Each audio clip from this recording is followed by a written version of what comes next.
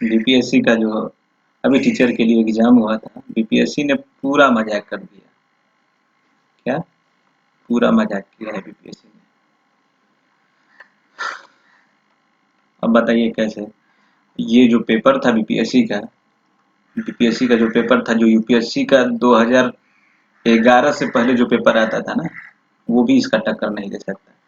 40 जो मैथ था भैया, ये मैथ था। 40 जो मैथ था, इसमें परमुटेशन कॉम्बिनेशन घुसाया है, लॉग घुसाया है। मतलब ये टीचर बनाना चाह रहा है कि आईएएस बनाना चाह रहा है 5वीं क्लास के बच्चे को? मतलब कैसा टीचर खोजना चाह रहा है भाई? ये बीपीएससी ने लोगों के साथ पूरा धोखा किया है, सीधा धोखा है। अरे नहीं लेना था तो पहले ही बोल देते, नहीं लेते। 750 रुपया नहीं लौटाना था तो बता देते कि नहीं लौटाएंगे। ये तो सरासर धोखा है। ये क्वेश्चन पेपर काफी टफ है, ये बीपीएससी के क्वेश्चन पेपर से लगभग 10 गुना टफ है। इसलिए कि 120 क्वेश्चंस में 40 मैथ्स के क्वेश्चन है। ठीक है, 40 मैथ का क्वेश्चन है और 80 बाकी क्वेश्चंस है। तो 40 जो मैथ्स के क्वेश्चन है भाई, 1 मिनट में थोड़े बनेंगे। 80 क्वेश्चन तो ये हम 1 मिनट में बना भी लें, लेकिन 40 क्वेश्चन जो है, एक एक मिनट में 40 क्वेश्चन थोड़े बनेंगे, उसमें आपको गोले भी रखने हैं। तो काफी टफ हो जाता है। अब मैथ में 40 क्वेश्चंस ऐसे हैं कि मतलब कि 40 में 20 बन जाए वही काफी है। वही मतलब कि आपको एज दिला देगा, लेकिन बने तब तो एक से एक क्वेश्चन है उसमें। तो मेरे हिसाब से ये tough, one of toughest paper है टीचर्स के लिए। यूपीएससी के लिए, यूपीएससी आईएएस के लिए पूछते तो थोड़े कोई बोलता है, लेकिन टीचर के लिए one of the toughest paper है। तो चलिए आज इसका, अभी इसका आंसर की देख लेते हैं, आंसर क्या क्या है। मैंने अपने हिसाब से इसका आंसर मतलब कि बनाया है, जो कि वन ऑफ द परफेक्ट होगा। तो ठीक है, तो हमारा पहला क्वेश्चन है, 1938 में किसकी अध्यक्षता में राष्ट्रीय योजना समिति की स्थापना की गई थी? तो अध्यक्ष ने इसको स्थापित किया था सुभाष चंद्र बोस ने, लेकिन किसके चेयरमैनशिप में? तो ये थे जवाहरलाल नेहरू की चेयरमैनशिप में इसकी स्थापना हुई थी, तो इसलिए इसका आंसर हो जाएगा बी। ठीक है। Mahatma Gandhi and Bihar some reminiscences पुस्तक के लेखक कौन है? तो इसके लेखक हो जाएंगे सीधे डॉक्टर राजेंद्र प्रसाद। इसमें डाउट नहीं होना चाहिए।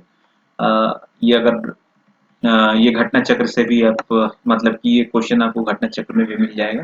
ये क्वेश्चन सीधा घटना चक्र से था, तो ये क्वेश्चन वहां से देख सकते। तीसरा नंबर क्वेश्चन देखा जाए, किस आंदोलन के प्रभाव में आकर बिहार के लोगों ने चौकीदारी कर देने से इनकार कर दिया? तो ये था आपका सविनय अवज्ञा आंदोलन। ठीक है। इसका कुछ लोग असहयोग आंदोलन भी इसको लगाएंगे, लेकिन इसका सविनय अवज्ञा आंदोलन है। ठीक है। उसके बाद 4 नंबर क्वेश्चन पे आते हैं। वह महिला स्वतंत्रता सेनानी कौन थी जिन्होंने स्वतंत्रता आंदोलन के वयोवृद्ध महिला के रूप में विख्यात थी? तो वो थी अरुणा आसफ अली। ठीक है। किस स्थान पर बीजी तिलक ने होम रूल लीग की स्थापना की थी? तो इन्होंने इसकी स्थापना पूना में की थी। तो हमने 5 क्वेश्चंस किए, काफी सही क्वेश्चंस का स्तर है। इसमें देख रहे हो कि सम रेमिनिसेंस पुस्तक के लेखक, बहुत कम ही लोगों को पता होगा ये पुस्तक के लेखक कौन से थे। फिर पहला नंबर जो क्वेश्चन है वो भी काफी बढ़िया क्वेश्चन है। अब उसके बाद नेक्स्ट क्वेश्चन है हमारा 6ठा नंबर क्वेश्चन। तो हुंकार हिंदी साप्ताहिक पत्रिका के प्रकाशन किससे संबंधित है? तो हुंकार के लेखक हैं सहजानंद सरस्वती जी। ठीक है, ये सहजानंद सरस्वती होगा इसका आंसर। नीचे है, किस अंग्रेज सैन्य अधिकारी ने झांसी की रानी को? ये ह्यूज रोज था, क्योंकि झांसी की रानी के साथ ह्यूज रोज उनसे लड़ा था। तो ये ह्यूज रोज ने इसको झांसी में ह्यूज रोज अंग्रेजों की ओर से लड़ रहा था, ये रोज था। ठीक है। अब उसके बाद जवाहरलाल नेहरू की अस्थायी सरकार में श्रम मंत्री कौन थे? तो ये जगजीवन बाबू जी थे, जगजीवन राम थे। ठीक है। अब 10वें नंबर पे क्वेश्चन है कि व्यक्तिगत सत्याग्रह में ब्रह्मदत्त दूसरे नंबर के सत्याग्रही थे। ये गलत है, इसका आंसर होगा Subhash Chandra Bose the Indian struggle के लेखक थे। टुवर्ड्स स्ट्रगल एक करके बुक है, टुवर्ड्स स्ट्रगल। ये लिखा है जेपी, जेपी जयप्रकाश नारायण का है ये। लेकिन ये इंडिया स्ट्रगल जो है इसको लिखा है सुभाष चंद्र बोस ने। ठीक है। बिहार की किस जनजाति ने कांग्रेस के गया अधिवेशन में इसमें भाग लिया था? तो इसमें इसमें इम्पोर्टेंट है, और टुवर्ड्स स्ट्रगल भी काफी इम्पोर्टेंट है। अगर ये भी पूछता तो काफी इम्पोर्टेंट क्वेश्चन बनता है इस पे भी। टुवर्ड्स स्ट्रगल भी इम्पोर्टेंट है काफी। उसके बाद 9th नंबर पे है कि 1918 के किस महीने में चंपारण कृषि कानून? तो ये मई मंथ में आया था। काफी कम जगह मिलता है इसको, लेकिन ये मई मंथ में इसका ये आया था। अ, ठीक है। अब निम्नलिखित युग्म में से कौन सा सही सुमेलित है? सुमेलित नहीं है, यहाँ पे ध्यान रखना है, नहीं है भूलना है। ठीक है। तो इसमें इंडियन स्पेक्टेटर जो है ये सुरेंद्र बनर्जी, इसमें इसके शायद आर एन माधोलकर साहब हैं, आर एन माधोलकर साहब हैं। ठीक है। तो इसको एक बार आप लोग देख लीजिएगा, इसका इसके लेखक आर एन माधोलकर साहब है मेरे हिसाब से। और ये एडवोकेट ऑफ इंडिया दादा भाई नौरोजी का है, और ये यंग इंडिया महात्मा गांधी का है। ये तो आप सबको ही पता ही होगा कि यंग इंडिया किसका है, तो महात्मा गांधी का, एडवोकेट ऑफ इंडिया दादा भाई नौरोजी का है। निम्नलिखित, ये 13 नंबर क्वेश्चन देखते हैं। निम्नलिखित आंदोलन में किसका सरदार वल्लभ भाई पटेल द्वारा नेतृत्व किया गया था और वह सफल रहा? ये बारदोली सत्याग्रह था, जिसको इन्होंने इसका ये किया, क्या बोलते हैं, नेतृत्व किया, और ये सफल रहा। भारत और 1929 में प्रारंभ हुई महामंदी के संदर्भ में क्या सही है? तो भारत और इसके संबंध में महामंदी जब आई थी 1929 में, तो इससे पूरा दुनिया जो था वो, इससे पूरी दुनिया प्रभावित हुई थी। इसमें यूरोप और अमेरिका जो है वो खास तौर से प्रभावित हुए थे। भारत जैसे भी देश, चूंकि उसके इंपीरियलिज्म के कारण उसके अंदर थे, उनके हाथों में थे इनकी इकोनॉमी, तो ये देश भी प्रभावित हुए थे। तो इसमें मंदी और भारतीय खेतिहर किसान आयात निर्यात को प्रतिकूल प्रभाव पड़ा था, ये भी सही है।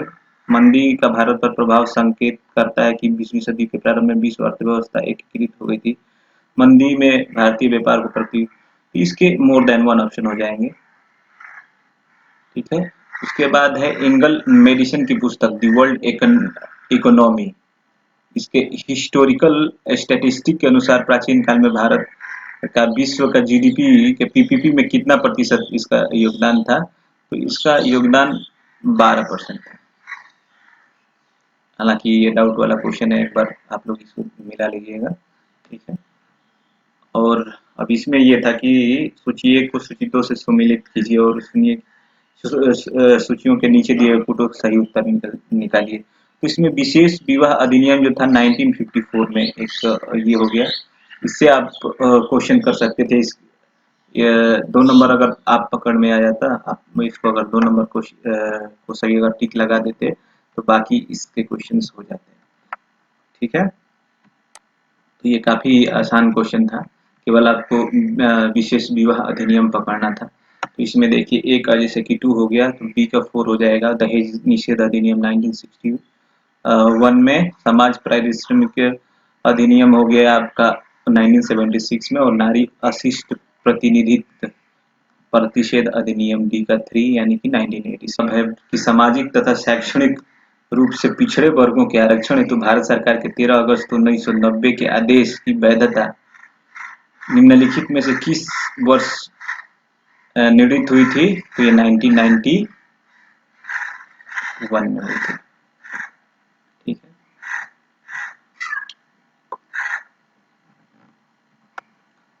इसका 1991 इसका आंसर हो जाएगा।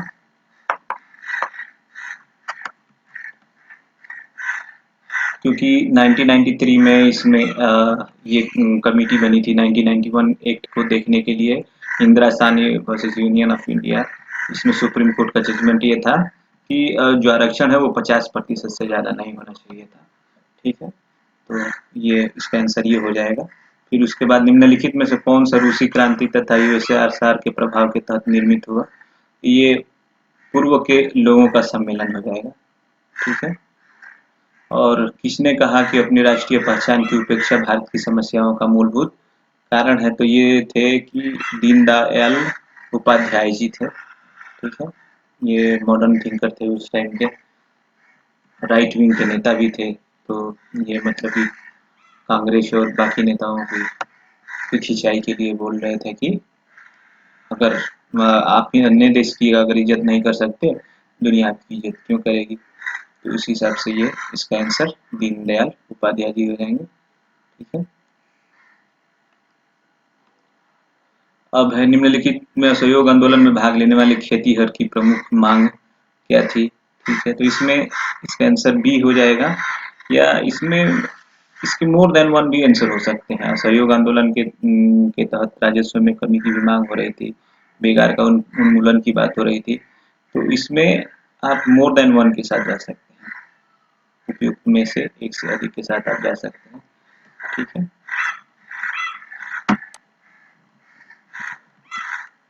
इसके साथ ही भारत की किस संस्था का आदर्श वाक्य था धर्मो रक्षिता रक्षिता। ये भारत का सर्वोच्च न्यायालय का है, क्योंकि इसमें कानून तभी रक्षा करता है, जब कानून की बात आ गई तो इसमें तीनों में सबसे इसमें सर्वोच्च न्यायालय जो है वो मेन ऑप्शन हो जा रहा था। ये मतलब कि ये थोड़ा ध्यान देने की जो बात थी इसमें, इससे इसको पकड़ सकते थे। ठीक है। इसके साथ ही जो 24 नंबर क्वेश्चन है,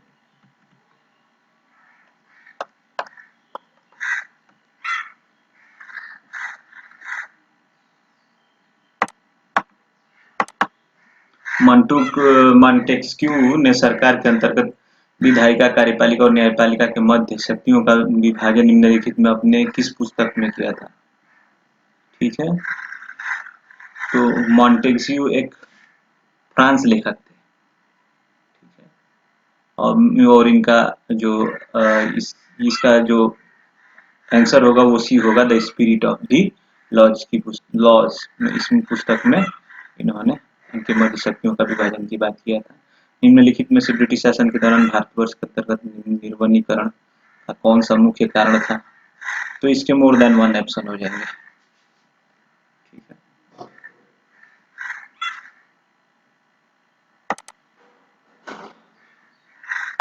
निम्नलिखित में से कौन सा बुनियादी मूल्य सभी नेताओं द्वारा भारत के संविधान का विचार विमर्श संविधान निर्माती सभा के मिलने से बहुत पहले ही स्वीकार कर लिया गया था। तो ये के मिलने से पहले, निर्मात्री सभा के मिलने से पहले ही स्वीकार कर लिया गया था। तो इसमें स्वतंत्रता और समानता की जो अधिकार है वो 1931 के कराची अधिवेशन में, ठीक है, कराची अधिवेशन में इसको मतलब कि मान्यता मिल गई थी।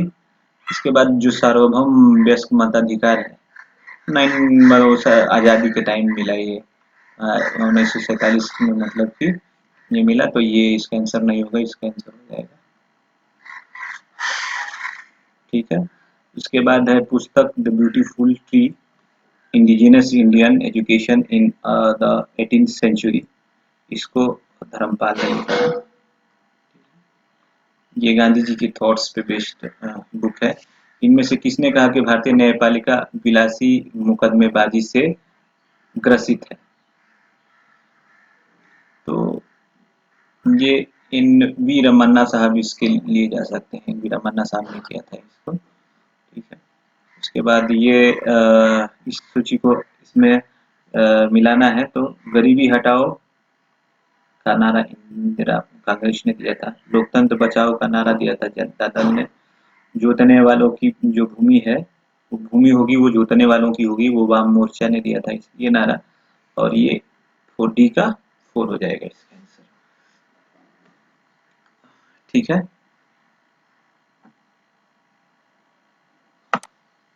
तो इसमें ये काफी इंपॉर्टेंट क्वेश्चन है, ये बहुत लोगों ने इसको गलत किया होगा। ठीक है। और भारतवर्ष के संविधान की प्रस्तावना में बंधुत्व निम्नलिखित में से मुख्यतः किसे आश्वासित करता है। ठीक है। तो बंधुत्व जो है वो देश की एकता एवं अखंडता, नागरिक के न्याय, उनकी स्वतंत्रता एवं समानता। ठीक है। और व्यक्ति की गरिमा, ये डिग्निटी वर्ड इसके लिए अलग से इसमें यूज हुआ है। तो देश की एकता, एवं अखंडता को ये बंधुत्व वर्ड जो है वो देश की एकता और अखंडता को सूचित करता है।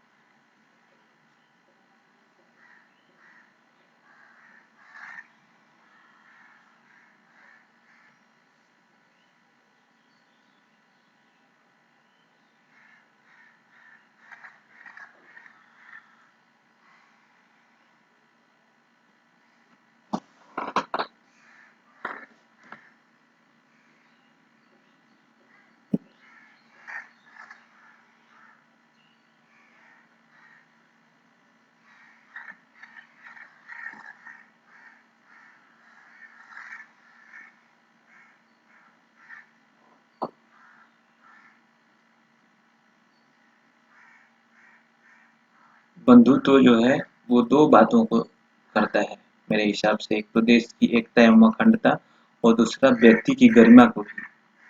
ठीक है, तो इसका मोर देन वन आंसर होना चाहिए। इसका आंसर डी होगा। ठीक है, इसके साथ ही आगे चलते हैं हम लोग।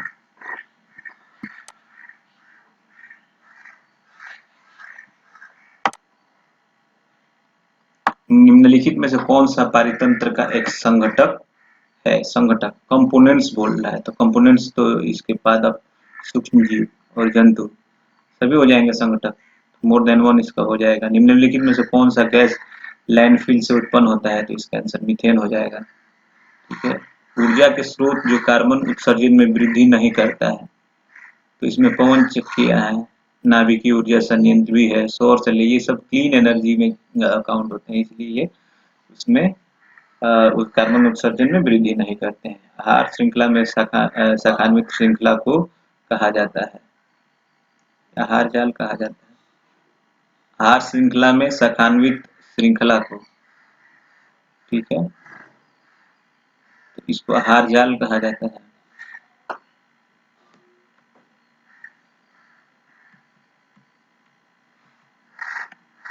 इसके साथ है कि निम्नलिखित में से कौन जंगल में आहार श्रृंखला का प्रतिनिधित्व करता है? तो जंगल में आहार श्रृंखला बोल रहा है, तो जंगल में पादप, हिरण और शेर हो जाएगा इसका। पर्यावरण में प्लास्टिक की क्रिया द्वारा विघटित नहीं होता है। ठीक है, तो प्लास्टिक किसी में से मृतजीवी, परजीवी या जीवाणुओं तीनों की क्रिया के द्वारा ये विघटित नहीं होता है, ऐसे ही रह जाता है, इसलिए इसका आंसर ये हो जाएगा। तो कितने प्रतिशत खाद्य ऊर्जा में परिवर्तित करते हैं उत्पादक होते हैं? तो इसका आंसर हो जाएगा 1%। केवल 1% ही ये खाद्य ऊर्जा में परिवर्तित करते हैं। किसके नेतृत्व में चिपको आंदोलन को मजबूती मिली? तो ये सुंदरलाल बहुगुणा साहब जी थे। सुंदरलाल बहुगुणा के नेतृत्व में चिपको आंदोलन को मतलब की नेतृत्व मिली। ठीक है, खाद्य ऊर्जा में परिवर्तन केवल 1% ही कर पाते हैं वो।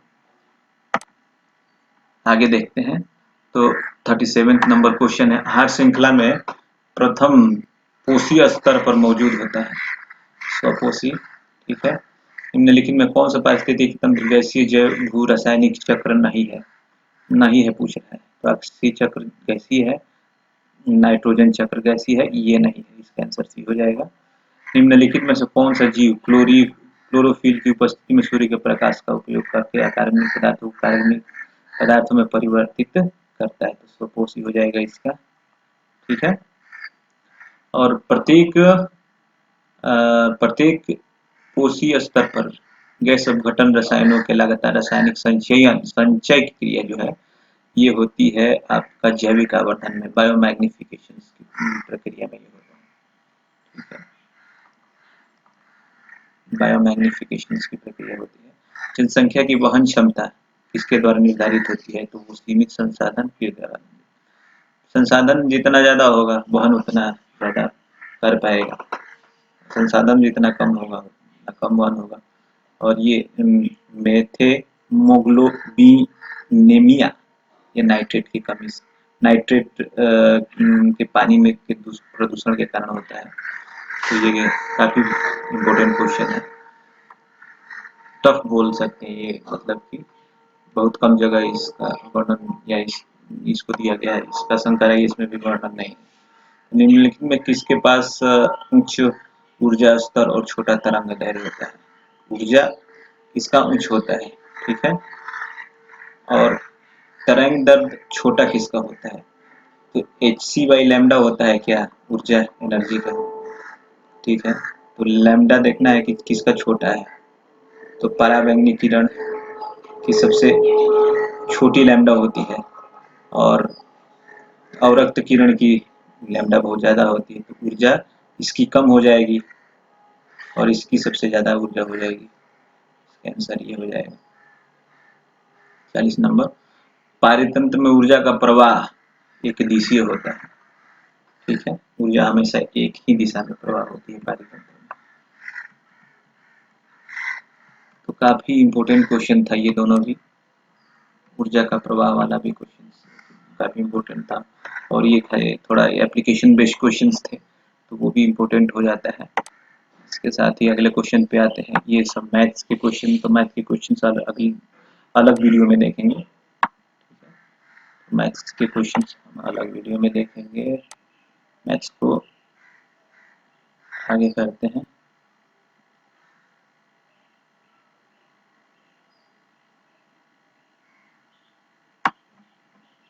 खाने के डिब्बे पर जिंक के बजाय टीन की परत चढ़ी होती है, ठीक है, क्योंकि टीन की तुलना में जिंक का गलनांक अधिक होता है। टीन की तुलना में जिंक अधिक प्रतिक्रियाशील है। टीन जिंक की तुलना में महंगा है, ठीक है। इसमें बोल रहा है कि खाने के जो डिब्बे होते हैं उनके जिंक के बजाय टीन की परत क्यों चढ़ी होती है? तो ये टीन की तुलना में जिंक जो है अधिक प्रतिक्रियाशील होता है, ठीक है। कोलिफॉर्म क्या होता है? कोलिफॉर्म ये होता है पाचन नाल में उपस्थित बैक्टीरिया को कोलिफॉर्म बोला जाता है, ठीक है। विद्युत विभव को मापने के लिए किस उपकरण का, तो इसको वोल्ट मीटर, विद्युत, इसको इलेक्ट्रिक पोटेंशियल बोलते हैं। इलेक्ट्रिक पोटेंशियल को मापने के लिए वोल्ट मीटर की आवश्यकता होती है। अंडाशय द्वारा कौन सा कार्य किया जाता है, इसका मोर देन 1 हो जाएगा, डी, ठीक है।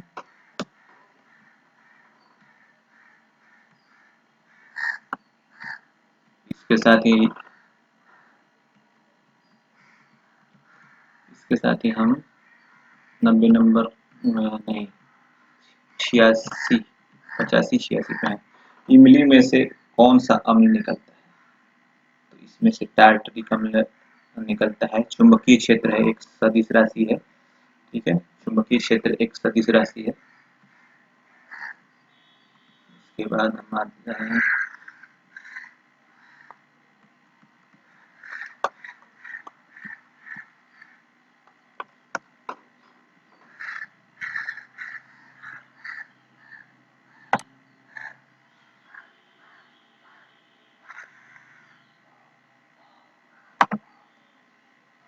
एक एक पृथ्वी व्यक्ति पर अधिक भार किस स्थिति में धकेल सकता है? ठीक, धकेल सकता है तो वो खड़े होने की स्थिति में होगा।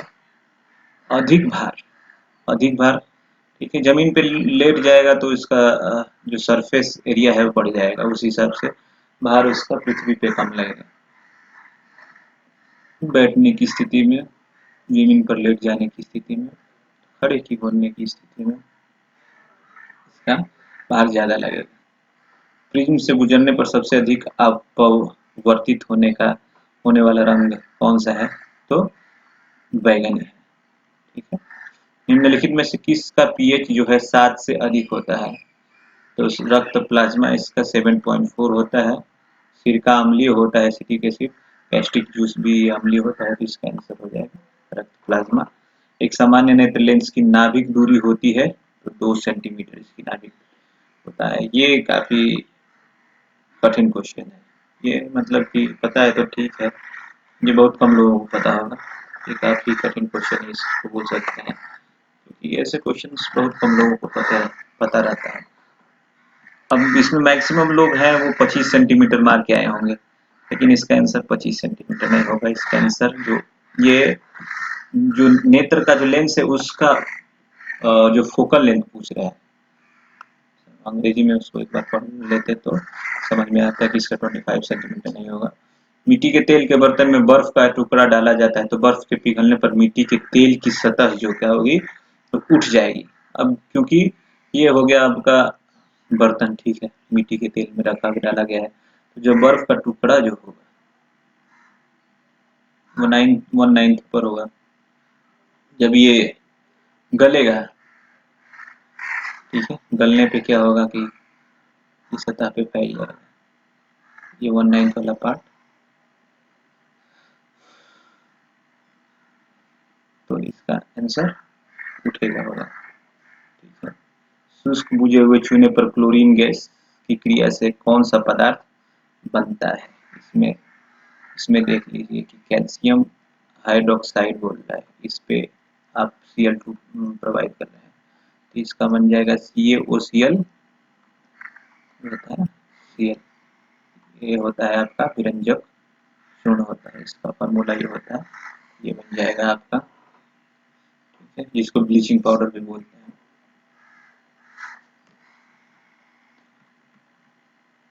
अब है निम्नलिखित में कौन सा देश हाल ही में गठित I2U2 ग्रुपिंग का सदस्य है? तो इसमें इजराइल भी है, यूएई भी है, भारत भी है और यूएसए भी है, तो इसका ये आंसर हो जाएगा मोर देन वन। ठीक है, रॉबर्ट विल्सन किस शहर के पहले अश्वेत न्यायाधीश थे? ठीक है, तो ये थे न्यूयॉर्क के पहले न्यायाधीश थे।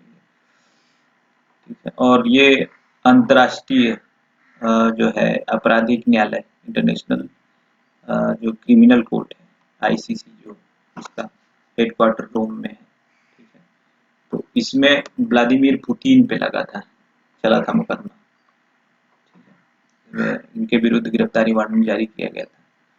तो नाटो प्लस जो है, नाटो प्लस का समूह में भारत को शामिल करने के लिए ये यूके जो था वो इसकी मुहिम चला रहा था। पॉलिटिक्स है, ये वर्ल्ड पॉलिटिक्स है, इंटरनेशनल रिलेशनशिप में तो भारत को किसी भी तरह ये दिखाना चाह रहे हैं कि हम लोग, भारत जो है वो नाटो के साथ है, रसिया के साथ नहीं है, लेकिन भारत इनकी पॉलिटिक्स को पहचान रहा है, तो इस हिसाब से भारत बहुत सॉफ्टली खेल रहा है।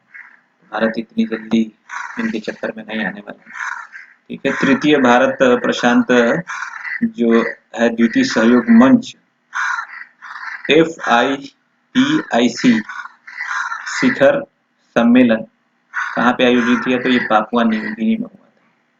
ठीक है, इसमें इसको समझा जा सकता था, एक तो प्रशांत था ये प्रशांत, भारत प्रशांत जो था ये मतलब कि जो आइलैंड कंट्री है वो उनके सहयोग को बढ़ावा देने के लिए किया जा रहा था। पापुआ न्यू गिनी में इसका हुआ था। अंतर्राष्ट्रीय भूपर पुरस्कार जो है ये जॉर्जी गोस्पोडिनो को मिला था, तो ये भी करंट में काफी था।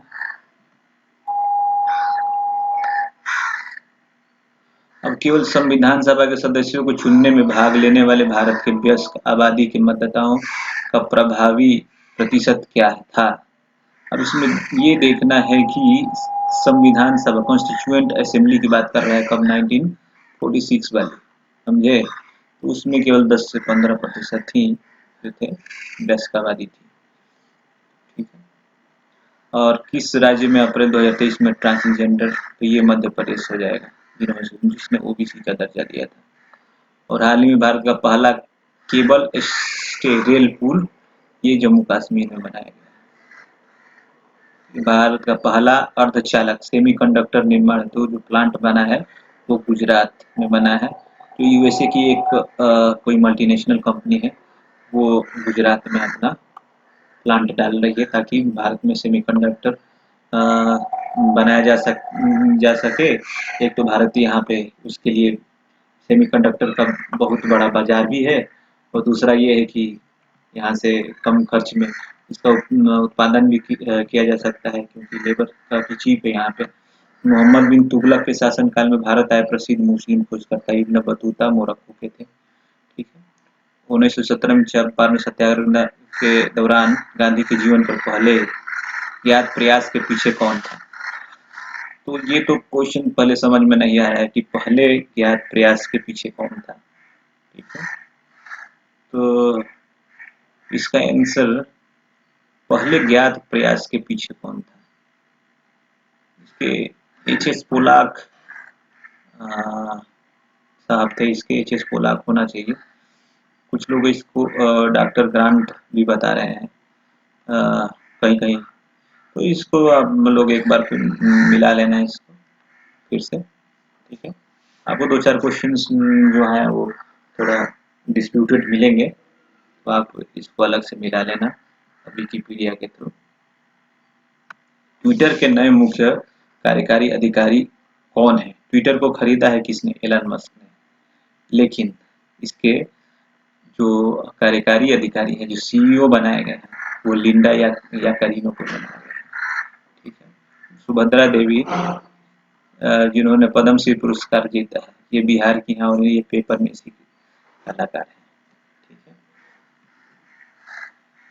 ये पेपर में इसी कला से संबंधित है सुभद्रा। बिहार में 3 लोगों को पद्म श्री दिया गया है। एक आनंद कुमार भी उसमें काफी इम्पोर्टेंट व्यक्तित्व है, उनको भी इस बार पद्म श्री का पुरस्कार मिला है। बिहार की कुल महिला साक्षरता दर 51 पॉइंट समथिंग है, यहाँ पे 4 के आसपास या 51 पॉइंट है, तो ये इसका नॉन ऑब्जर्वर हो जाएगा, इनमें से कोई नहीं। भारत की संसद के नए भवन के प्रभारी वास्तुकार कब? इसमें पद्म श्री विमल पटेल साहब थे। तो ये भी काफी अच्छा क्वेश्चन था, ये काफी करंट में भी था। संगोल जब स्थापित हुआ था उस टाइम भी ये न्यूज में काफी था। ठीक है, और अभी जो नया पार्लियामेंट बना है प्रोजेक्ट बिस्टा के नाम से, तो ये भी ये न्यूज में था। लेकिन में कौन सा देश अमेजन नदी के बेसिन का एक हिस्सा है? तो वेनेजुएला। ये आप देखिए, ये हो गया आपका साउथ अमेरिका, वेनेजुएला यहाँ पे है। ठीक है, और यहाँ से ये अमेजन गुजरती है। ठीक है, तो ये वेनेजुएला हो गया, ये ब्राजील वाला क्षेत्र हो गया। यहाँ पे आपको चिली मिलेगा ऐसे पतला, और अर्जेंटीना ये हो गया आपका, यहाँ पे पराग्वे और उरुग्वे यहाँ पे मिलेंगे आपको। तो ये बेसिन्स में वेनेजुएला आएगा। ठीक है, यदि ग्रीनविच के में दोपहर के 12 बजे हैं तो ग्रीनविच के 30 डिग्री पूर्व में क्या हो जाता है? तो ये आपका ग्रीनविच लाइन है, अगर पूर्व में जाते हैं तो ऐड हो जाता है। ठीक है, ऐड हो जाता है, तो 12 बजे हैं 30 डिग्री, 1 डिग्री अगर देशांतर मूव करते हैं, 1 डिग्री देशांतर मूव करते हैं तो 4 मिनट टाइम लगता है। 30 डिग्री मूव करने में कितना लगेगा? 13 × 4 120 मिनट लगेगा। ठीक है, 120 मिनट यानी कि टोटल 2 घंटे, यानी कि वहाँ 12 बज रहे हैं तो यहाँ पे दोपहर के 2 बजेंगे 30 डिग्री पे। ठीक है, निम्नलिखित में से कौन सा विकल्प पृथ्वी की सतह से शुरू होकर वायुमंडल की परतों का सही क्रम है? तो इसमें पहले क्षोभ मंडल है, ठीक है, तब समताप मंडल है, मध्य मंडल, तापमंडल और वायुमंडल, ये हो जाएगा इसका आंसर। पहले ट्रोपोस्फियर, फिर ट्रोपोस्फियर आ गया, फिर स्ट्रेटोस्फियर, उसके बाद मेसोस्फियर, ऐसे करके आता है। फिर सागरीय परपटी के मुख्य खनिज घटक क्या है? ठीक है, सीमा। ठीक है, महासागर की सीमा, इसके ऊपर सियाल तैरता है। ठीक है, सिलिका एल्यूमिनियम इसके ऊपर तैरता है, और महासागरी जो वाला जो होता है वो सीमा है। ठीक है, तो सिलिका और मैग्नीशियम इसका आंसर हो जाएगा। तो ये भी काफी इम्पोर्टेंट क्वेश्चन है, ज्योग्राफी का है, ज्योग्राफी का ये क्वेश्चन है आपका, और काफी इम्पोर्टेंट क्वेश्चन है। सीमा, सियाल, और अगर पूछ देता कि कोर में कौन सा होता है, तो कोर में आपका नीफे आ जाता है।